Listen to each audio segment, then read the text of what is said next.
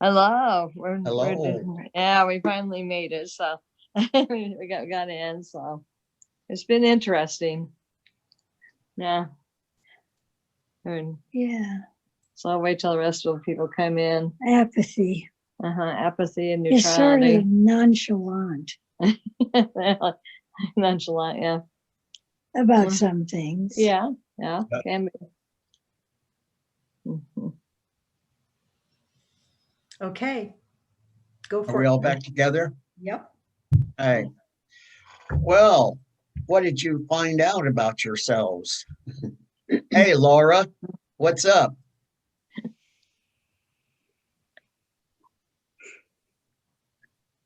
Did we lose this? She's probably not unmuted. Laura, are you muted or? No, she's No. good. Open now. No, Rich and I had a great conversation about apathy and neutrality, and both of us said those are not words that we use frequently, and we talked about family members who we might not feel close to, but we don't feel like we're apathetic, but maybe we're assuming a stance of neutrality because we've not engaged at a level that is commensurate with a deep interest, and then we were reflecting on what that could look like and how we could get involved. But we kind of agreed with everything going around on. We don't have anything we're apathetic about. Right. Darcy. Well, I'm not apathetic, but I'm held down by my friends. So I have to zip up and step back and keep my mouth shut, which is hard for me. Okay. Yeah, because Mom's always had an opinion on things. I've always had, yeah. And so now she can't say what she really wants to around her really close friends because they don't have the same belief. Which is hard. Right. Yeah.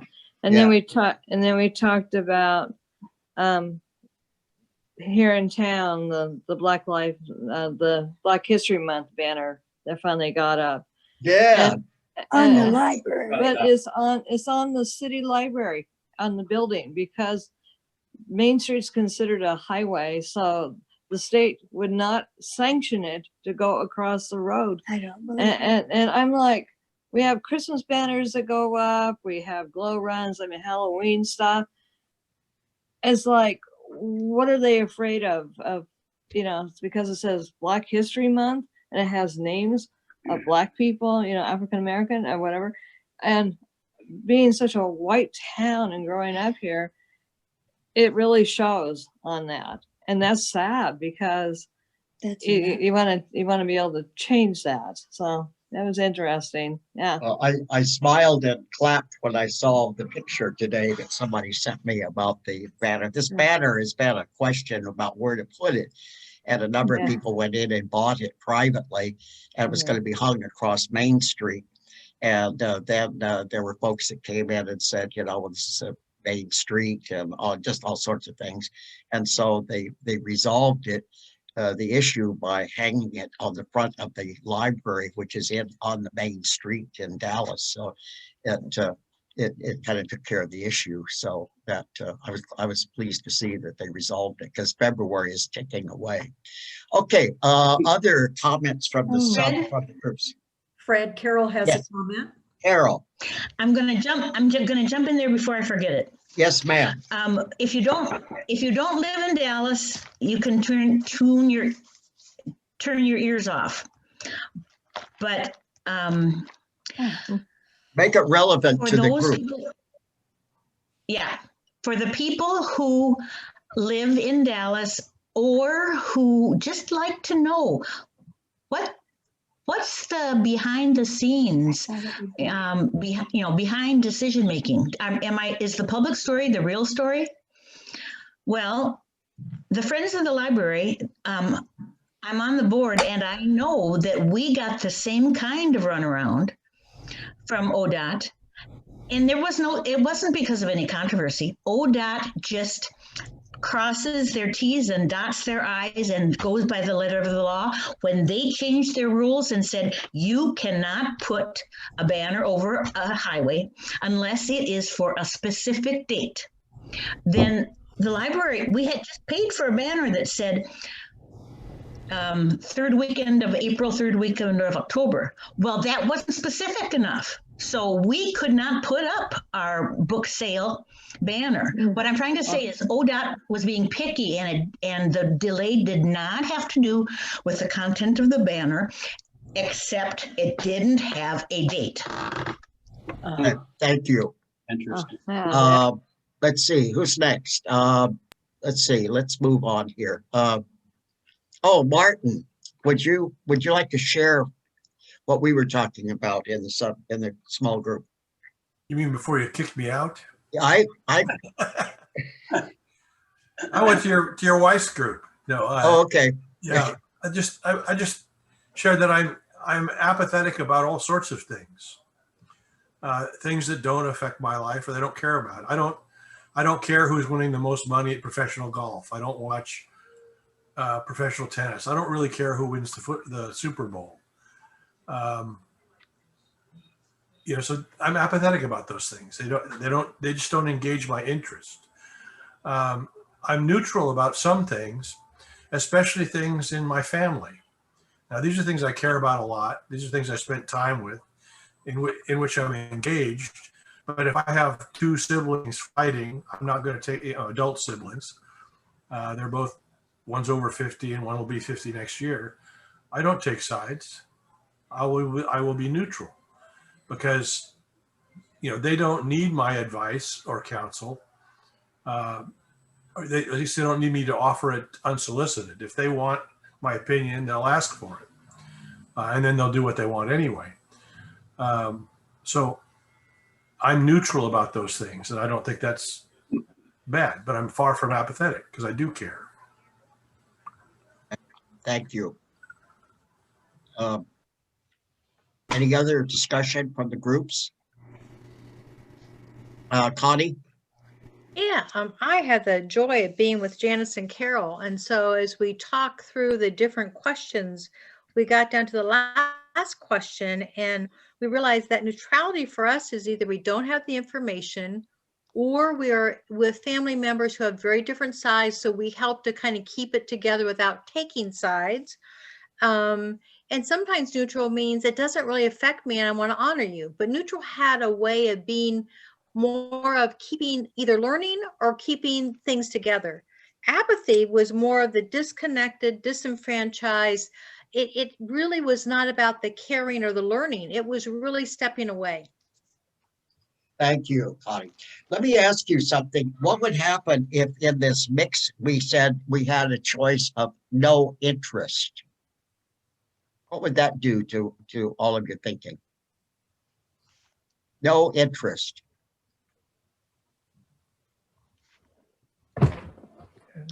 David? Oh, sorry.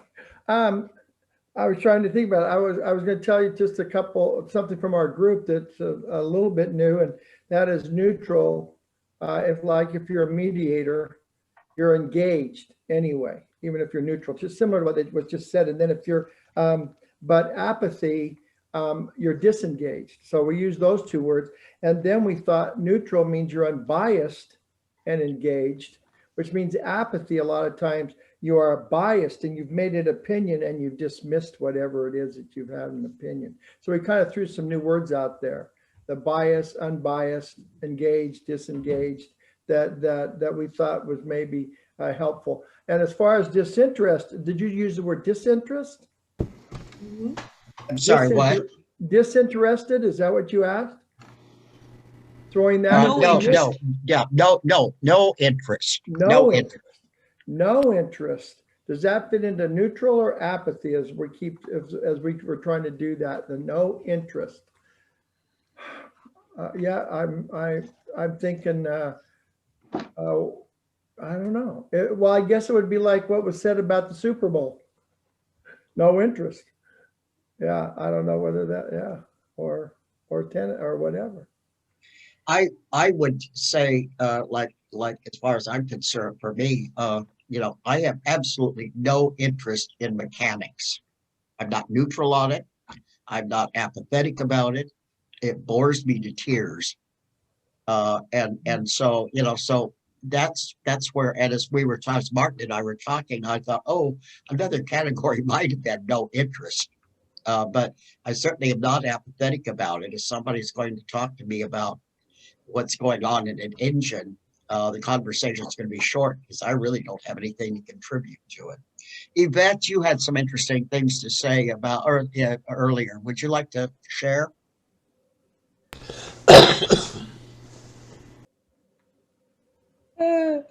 What's funny is I find myself just talking as the points come up, but I don't write anything down. But some of the things that came to my mind when we were talking about being neutral, um, and can be be hurtful. Something that came to mind is that when I'm in a neutral stance, I'm like taking in all the facts. I want to hear everything before I offer an opinion, if my opinion is needed. And I think that sometimes people confuse that with being apathetic. But when I'm being a neutral, I am so engaged in what's being said. And most of the times, because I play counselor every once in a while, I'm taking notes. And I don't want someone to say, well, I know him and I know her. And so I'm kind of biased on what they're saying. So I'm going to give more weight. And I think when you're neutral, there's no weight on the balance. It's just what I'm hearing, and I'm going to make an opinion based on what I hear. And when I think of a person who's apathetic, it's like, I'm here. I hear what you're saying. I've moved way past your whatever you're talking about, and I've already left the room, and you're still talking. Even though my body is physically there, I have already left the conversation and left the room. Is what I think about with apathetic person. Could care less. I'm just here. Some people, like, we go to work. I'm just here to collect a paycheck. I'm just here in the room to show face, to show that I was here. Is what those things kind of mean to me. And when it came to family and neutrality, I think that it plays a good part, especially when it comes to like divorce with family, breakups and different things like that. That there's points where you actually need to be neutral, and it sometimes keep your opinion and everything else to yourself. Thank you. Thank you very much, Yvette. Any other comments you'd like to make? Okay, Gregory, your turn. Okay. I notice there's something in the chat there. I don't know whose that is, but good evening, everybody. I'm going to read what I would call storylines. They're kind of common things you might hear as we talk about racial matters. And I've got 3 segments here I'm going to read to you, and then follow up with a question you'll take into the next breakout. But first one is, white apathy is sad, but there's no aggression in white apathy. So what's the big deal? I'm not really hurting anybody, and why would I worry about it? Why would I worry? Or I'm just not an activist. I'm not an activist. And if no one's getting hurt, why should I worry about it? I don't want to get hurt, so I don't want my family to get hurt, so I'll just stay out of the fray. Besides, didn't most of this happen like over 100 years ago? Since we elected the first Black president, didn't things get better? Aren't most things resolved? Number 2, I wish I could help with your cause, but unfortunately, I'm just too busy right now. Maybe when I can clear out a bit of space for myself, I can make some time to come help you out. Until then, all my best, and you're in my thoughts and prayers. Number 3, you cannot dismantle what you cannot see. So what do you want me to do? I mean, you can't challenge what you do not understand, or you don't agree with that. Look at the protest activities you see, a lot of the Black Lives Matter protests. Is it clear that, I mean, it doesn't seem like they know what the solution is necessarily. They just keep having protests. So how could I, as a white person, take the lead? So I'm going to spiral back to some concepts that we've talked about since we've been together.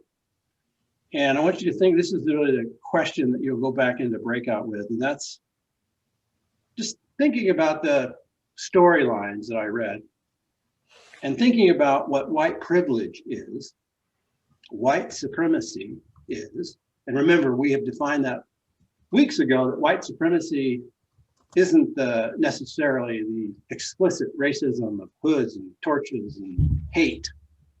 There is some of that. Saw that recently in early January. However, we're talking about a white supremacy that's very prevalent still, but it is more hidden. And there are systems designed that were intentionally designed to uphold and support white privilege. White fragility, the feeling we get sometimes when we, I guess I have to talk about racism. White silence. Silence is perhaps complicity. White exceptionalism, yeah, but, and then everything I say about, I want to get involved, but, or I talk about solutions that really foster my worldview of having white authority, white exceptionalism. And the last one is color blindness, and I'll add one in there, is neutral race policies, laws, written. We don't see color in our policy making. We don't think, we want to treat everybody the same. And as I'm going to talk about next week, there's a lot of damage done when you do that. It's a form of color blindness by the government, is racial neutral policies and laws. So go into breakout, gave you lots to kind of think about. Discuss how white privilege, white fragility, white silence, these concepts, white exceptionalism, and color blindness and racial neutral policies, perhaps, how do they contribute to white apathy, and how do we break through that? Questions? All right. Lori, you ready to send them off? You bet. Okay.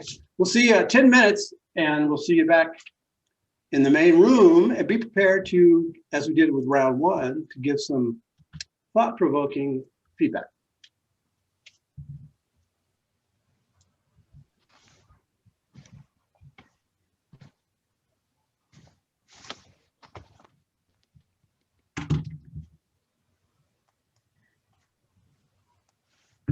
Hey, Laura.